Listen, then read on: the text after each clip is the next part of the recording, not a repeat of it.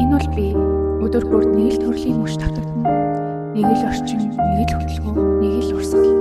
Гэхдээ хүн бүрийн дотор өрнөх зүйл хизээж татагддаггүй. Хэн нэг нь мөрөдөлтөө нэг алхам ярьж байхад нөгөө зүгээр л цаг хугацаагаа өнгөрөөж байдаг. Би цаг хугацаагаа дэмий өнгөрөөж байдаг хүмүүсийн нэг нь байлаа. Тэгээд уцаа гартаа аваад зүгээр л хэсэг скрол хийж эхэлдэг.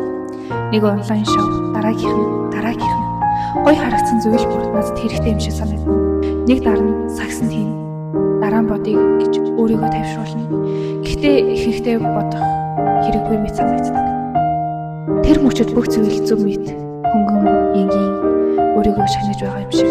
Гэхдээ маргааш бас яг адилхан нөгөөдөрч бас тэгээл нэг л мэдэхэд дансах осорсоор би их зүйл аваагүй, би тансаг зүйл хэрэглээгүй. Гэхдээ би багаар бүгдийг нь алдсан байсан. Тэр үед л би нэг зүйлийг ойлгосон. Мөн хизээч гинтаалга болдоггүй. Тэр өдөр бүрийн жижиг сонголтуудаар алдагддаг. Гэхдээ хамгийн аимшигтай мөнгө өвшөөсөн. Би мөнгөтэйгөө хамт өөрийн боломжийг алдсан байсан.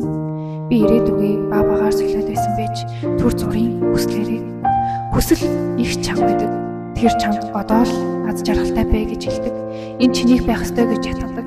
Харин хэрэгцээ хийхдээ чимээгүй. Тэр чамд үлээхийг хэлдэг, бодохыг сануулдаг. Ирээдүйг чинь хамгаалахыг хүсдэг. Гэхдээ бид их ихтэй чамд үг сонсдог. Мөнгө бол хязгаартай, харин хүсэл хязгааргүй. Хэрвээ хүсэл бүрий дагавал би өөрийгөө атдаг. Хэрвээ би сонголтоо удирдвал би ирээдүгөө бүтээдэг.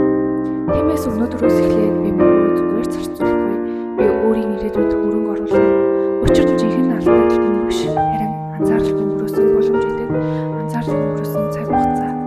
Би мөнгөө хадгалж болох байсан.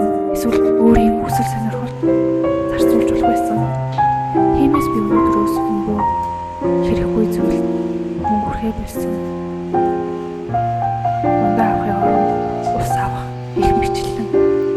Тиймээс та нар ч гэсэн хүсэл хэрэгцээгээ ялгаж сургасай.